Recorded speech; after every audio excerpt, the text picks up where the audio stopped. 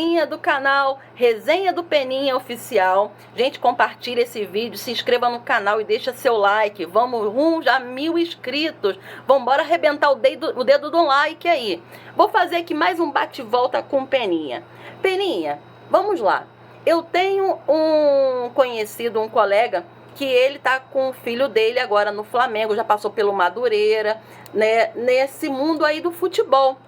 E eu queria que você me falasse sobre a corrupção dentro dos clubes. Por exemplo, na época que eu tinha meus irmãos no clube, você sabe, hoje em dia o clube ajuda aí até com as medicações em si, mas era uma extorsão antigamente muito grande aos pais dos atletas, né, nas divisões de base, de que tinha que arrumar dinheiro para comprar medicação, para poder comprar as coisas e botar aquele adolescente ou criança no pé de igualdade de outros. Olha, gente, falar de futebol, eu vivi dentro do futebol 25 anos. Eu tenho contrato de futebol que o empresário fez com o meu garoto. O garoto tinha 11 anos, ele fez um contrato de 8 anos com o garoto. E não deu um centavo, não deu ajuda nenhuma. Ele pegou o garoto e levou para o Rio Grande do Sul, para o Juventude no Rio Grande do Sul. Tem um contrato comigo, tá? Esse cara era o Rogério, que era empresário, que tinha o escritório no Meia. Ele fez o contrato e prendeu o garoto, tudo no cartório, por 9 anos. O garoto ficou no Vasco, ele tirou o garoto do Vasco da Gama. O garoto não tinha sido inscrito, jogava com o Luizinho, não tinha sido inscrito ainda. Ele levou o garoto para o Rio Grande do Sul e lá o garoto conseguiu sair de lá sozinho, pedindo dinheiro da passagem e veio embora. Ele não deu ajuda ao garoto nenhum. O garoto com 11, 12 anos, porque meus garotos foi igual a mim. Eu saí de casa com 10 anos e meus garotos saíram com 10, 11 anos. Ele foi parar no Rio Grande do Sul e veio embora sozinho. Que muitos aí são os garotos, mas não tem noção de nada. Mas meus garotos sempre foram as pessoas ativas, as pessoas que sempre procuravam se virar de qualquer maneira. Ele procurava algo para ele. Isso. Entendeu? Por exemplo, qual é o risco desses falsos empresários para querer tirar proveito da família? Abre o olho, gente. O empresário é uma coisa muito séria. Eles oferecem tudo ao garoto, ao pai do garoto. Todos os pais e mãe acham que seu filho é craque. E o garoto, quando está com 10, 11 anos, antigamente tinha o pré-mirim, mirim, infantil, juvenil e juniores. Então, a peneira, todo final de ano tinha a peneira, de categoria para categoria. E o montão daquela ilusão era mandado embora. Principalmente aquele que não tinha poder aquisitivo. Gente, pai, mãe, acorda para a vida, tá? Abre o olho com seu filho. Abre o olho com seu filho. Que aqui tem conhecimento próprio. Eu frequentei, eu levava garoto para os clubes, para a Portuguesa, para o América, para o Botafogo. Você me diz uma coisa. E qual é o risco que um empresário ele pode causar? Porque ele quer dinheiro. E ele pode, no caso, até haver um sequestro, tanto que aconteceu com o meu irmão, de sumir, a gente não sabia onde estava. E assim, foi um desespero danado. E o risco da gente confiar em falsas promessas. Isso aí sempre vai continuar, porque o pai e a mãe, às vezes não tem preparo, não está preparado para aquilo ali. Ele acha que o garoto vai para o time de futebol, já é uma estrela. Gente, estrelas são pouquíssimas. Tem um montão de garoto que chega aos juniores, e quando chega aos juniores ele não é profissional, não vai ser profissional. Dali eles são mandados embora, como eu vi no Botafogo, o seu Dé Aranha, tá? Seu Dé Aranha, hoje eu vejo ele na Rádio Tupi, tá? Dé Aranha, eu vejo ele na Rádio Tupi. Hoje ele dá uma de santinho, mas ele não tinha nada de santinho, tá? Nada de santinho ele era, seu Dé. O que eu vi ele fazer com os garotos lá no Botafogo. E ele chegou lá no Botafogo, ele encontrou na categoria de junior, tinha 40 jogadores, que veio desde o mirim, do infantil. E os garotos foram mandados embora, choraram. Sem saber, depois de 5, 6, 8 anos, foi 8 anos que ele perdeu na vida dele. E ali era mandado embora. E para conseguir outro clube para jogar. Alguns ainda foi para o Madureira, como o André Lima, como outros e outros. Eu vi o Edmundo, gente, ser mandado embora do Botafogo, gente. Acorda pra vida, gente. Eu vi o Edmundo ser embora do Botafogo. Edmundo foi um cara rebelde. Edmundo era um garoto rebelde. Lá no bar da dona Severina e do Vicente lá. Muitos diretores do Botafogo ficavam lá. Eu conhecia aquilo de fundo, gente. Eu tinha conhecimento próprio. Eu vivi dentro do futebol 25 anos, não é 25 dias. Edmundo, ele era rebelde, às vezes nem porque ele queria. Aquilo ali, porque ele veio de uma família pobre, desestruturada, tá? Então, quando ele conseguiu chegar, foi mandado embora, que ele foi para o Vasco da Gama, que ele estourou no Vasco da Gama, que ele conseguiu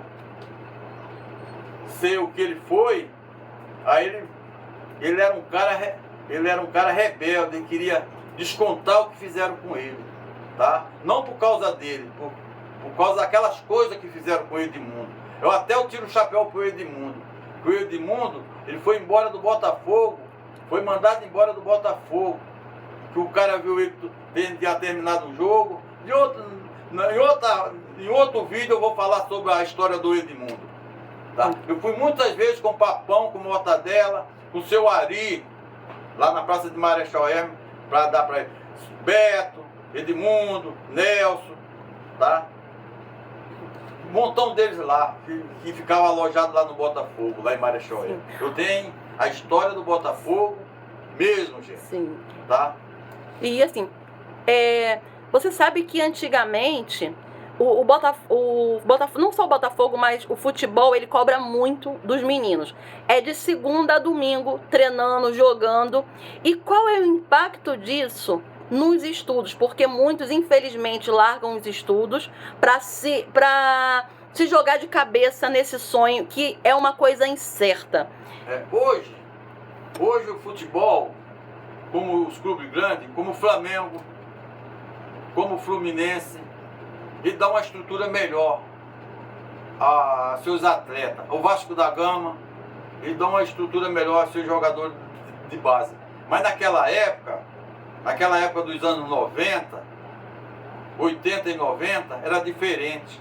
O garoto não tinha a estrutura que tem hoje. Lá no Fluminense na terceira divisão, o Fluminense não tinha nada. O Fluminense não dava nem o direito da passagem dos garotos. Eu morava em Cavalcante, tinha de levar o garoto para Laranjeira, o ônibus saía às 7 horas da manhã. Às vezes o garoto não tinha condições de chegar lá. Eu pegava o Washington Luiz aqui para o Irajá, o Washington Luiz, quando o ônibus chegava lá, eu já estava lá com o garoto, para o garoto não ser cortado, ser mandado embora e passar aquele constrangimento, tá? Aqui, gente, eu sei da história do Botafogo, eu sei como é. Quando o garoto chega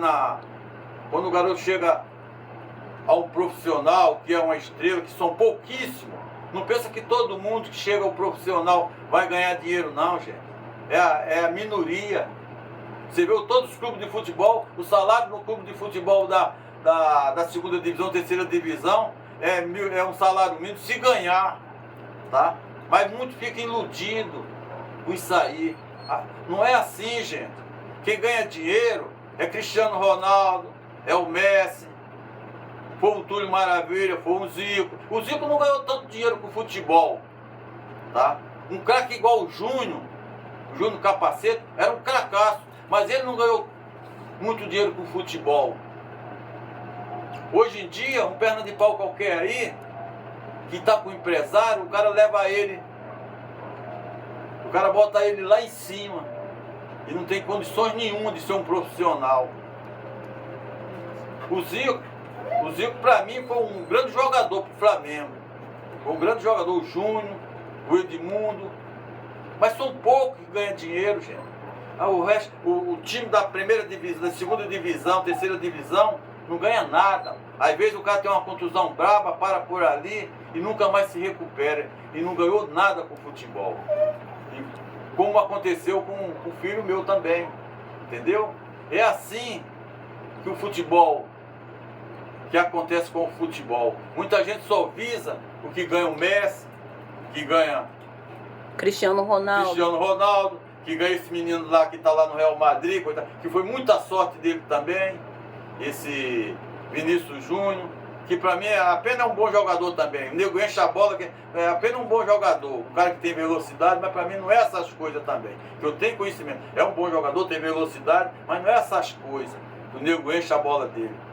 Muitos enchem a bola dele. São os jogadores da mídia. Essa mídia podre que tem aí. Isso. Entendeu? Que ele quer, às vezes leva até vantagem do empresário para botar. Para poder falar deles Pra e eles falar ir para tudo. frente. Então isso aí.